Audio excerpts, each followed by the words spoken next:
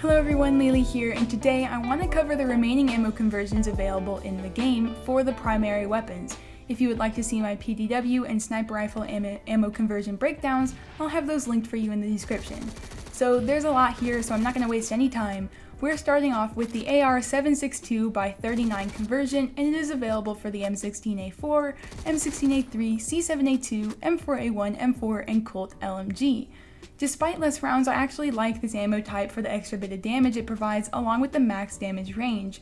For the C7A2, it makes it so that the min damage is a 5-shot at range rather than 6, and since the gun is stable to begin with, the recoil hit from this ammo type really isn't too bad at all. This is also one available on the Colt LMG, and I don't like it as much for this gun as it has a fair bit of recoil to begin with, and I much prefer having 60 rounds instead of 40 as you would get with this ammo type. Next up, Plus P on the Henry 4570. This is one that is available on many of the PDWs, and I guess the Henry can use it as well. I quite like it. The muzzle velocity and damage range are increased along with penetration depth. There is more instability and the reserve ammo is slightly cut along with the torso multiplier taking a hit, but I think it's fair and they aren't really too hefty of drawbacks. This ammo type really helps the Henry perform at range, and you can really take advantage of headshots. Body shots won't deal as much damage, but it still packs a punch regardless. Next up, the FAL family can use the 5.56 conversion, which will give you 30 rounds. This is an ammo type that is good for you if you have bad mag management to begin with and run out a lot at bad times. With 10 extra rounds and reduced inaccuracy, the 5.56 conversion is a good conversion for that. The downside being that the 2-shot headshot is lost. I think that this ammo type is most helpful for the FAL 50.63 para for the recoil that it has. They can also use the 45 conversion, which will give you 50 rounds, and this ammo type is definitely one that was more alarming to me when I saw that it was added, because 50 rounds for a FAL, that sounds a little crazy to me. This ammo type does keep the strength at range as the max base damage is unaffected. I don't really like this for the SA58 or the 5.56 for the SA58 as it decreases the accuracy and minimum damage for that, and DMRs are weapons that I like to use at range, so wouldn't really recommend it for that gun.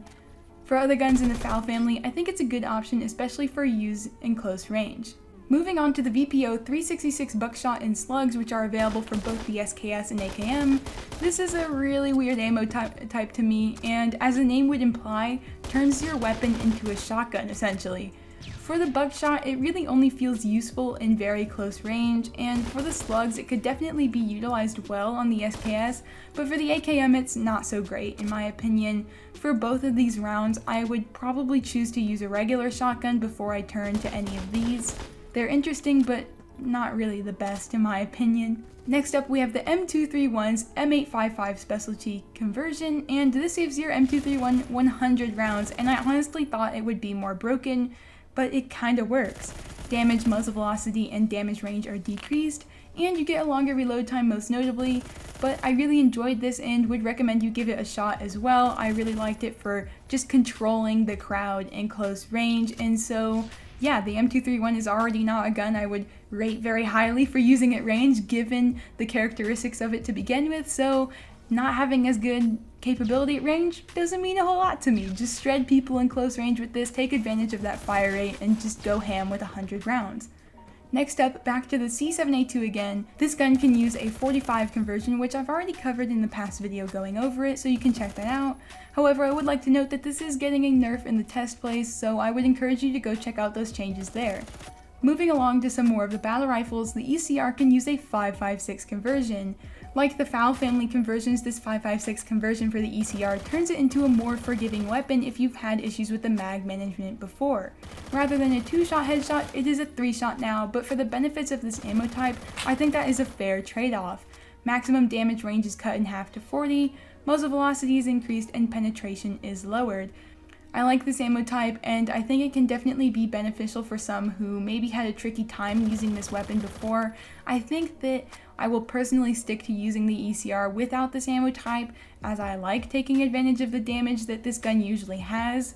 Along with that, both the Beowulf ECR and TCR can use the 4.58 conversion. Damage is lowered, but shots to kill are held mostly the same. recoil is reduced and muzzle velocity is increased. I think that this works better for the ECR as the shots to kill for the body are only affected at range, and for the TCR you need that strength at range, so I don't like to give up much in that area. The Scar H can use a 7.62 conversion, which will give you a 30 round mag rather than 20. 30 rounds is pretty nice to have, and shots to kill are left mostly unaffected aside from the minimum damage body shots for the final drop off range, which is increased by 30 studs. Muzzle velocity is also increased minimally, and the torso multiplier is decreased as well. Overall a solid ammo type, but I kind of do prefer the Scar H without it myself. Next up, the AK-12C can use an AK-12 9x39 conversion, and this kind of turns your weapon into something resembling more of a battle rifle given its characteristics. Your mag size is reduced to 20 and damage is increased. Damage range is also decreased for the max damage and increased for the minimum damage. There's also a noticeable amount of more recoil. I can't decide if I really like this ammo type or not, but I suppose it does come down to user preference as it has its pros and cons. Next up, the 1858 Carbine has two new ammo types available, the 44 Special and the 1858 Carbine Snake Shot. First off, the 44 Special ammo type, you get more stability but decreased muzzle velocity and damage. I'm not such a big fan of this one, but the differences are rather minimal. For the Snake Shot, this turns your 1858 Carbine into a shotgun pretty much. I would definitely choose a regular shotgun over this, but this gets the job done for its intended use nevertheless. Next up, we have the Jury, and this carbine welcomed 5 new ammo types in the form of the 410-4, Flechette, Birdshot, rubber pellets, and slugs. It turns your Jury into a shotgun, and I've enjoyed using it. I've already covered a loadout with the Flechette. Your approach to this can pretty much be the same for how you would approach a regular shotgun. On my shotguns, I prefer Flechette, and for the Jury, it seems like that one can hold its own in all areas, so that's the one I will probably stick to using. But if Birdshot or slugs are more up your alley, then do that. I don't see anyone use rubber pellets ever, but that is an option as well. Next up, the X95R can use 2 new ammo types. The 5.56 conversion for this weapon is one that I don't see much upside to. Damage range is decreased, the headshot multiplier is decreased, damage is decreased, recoil is increased, muzzle velocity is decreased. I think you're better off using the X95R with something else. And then it can also have a 300 conversion on the other hand, and it is similar in some of its effects. Damage range, muzzle velocity, and headshot multiplier are decreased, but damage is also increased along with less stability. The fire rate is also decreased by 100, bringing it down to 850 RPM rather than 950. So with this you can weigh the pros and cons for yourself. I like with the increased damage despite some of the negatives, but it is not a must use in my opinion. Moving on to some proper shotguns, the KSG-12 can equip a KSG-25 extension. This extension is a barrel attachment rather than an ammo conversion, but it does increase the shots available to fire up to 25. After using it for a bit, I'm not settled on how I feel about it. The better capabilities for range that this extension gives are minimal and not really worth the extra reload time and small ammo pool, despite getting 11 more rounds to shoot through. I find that while playing with the KSG regularly, and really for any of the shotguns without a mag, I'm constantly cycling in ammo in the downtime between fights, so having more rounds just doesn't necessarily feel very necessary. I suppose that this extension would probably be best utilized with something like slugs for that added range benefit. Alongside that, the DBV-12 can also have a rather interesting ammo conversion in the 410 conversion. You get 30 shots and a burst RPM of 1000, and this thing is kind of nuts, but with as low penetration as it has, at 0.5 studs, I honestly prefer to use Flechette despite having a slower fire rate and less shots in the mag. To each their own though, I understand how some could really like this, but it's not really my cup of tea. Moving on to the DMRs, the SL8 can be converted into the SL9 with the 300 conversion, and this gives the SL8 some big boy recoil. It kind of throws away the spamminess potential of the SL8, which I don't really like, and while it hits hard, I feel like the regular ammo type for this gun just suits it better and the potential that it has. I like being able to quickly just spam out a bunch of shots and kill my enemy really quickly, but with this one, with the recoil, it doesn't really feel the same. Along with that, you get 10 rounds rather than 30, and I feel like that 30 round mag originally is really what the SL8 had going for it. Coming back to the Beowulf TCR, it can use a 5.56 conversion, which will give you 30 rounds and a doubled fire rate.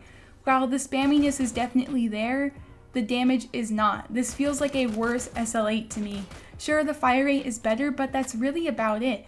The SL8 feels like a more well-rounded option for spam fire with a DMR. I don't really recommend this. Next up, the SCAR SSR can use the 6.5 conversion, and this is a conversion with minimal impact but could still possibly be beneficial depending on the user, how they interpret it. Damage is reduced, but damage range, muzzle velocity, and the headshot multiplier are increased. The torso multiplier is decreased as well, along with penetration depth. The muzzle velocity is already really good to begin with, so making it better is kind of a non-factor to me. With the ammo type, the SCAR SSR drops to dealing 95 damage to a headshot at 210 studs and beyond, as opposed to dealing 96 damage at 180 studs and beyond.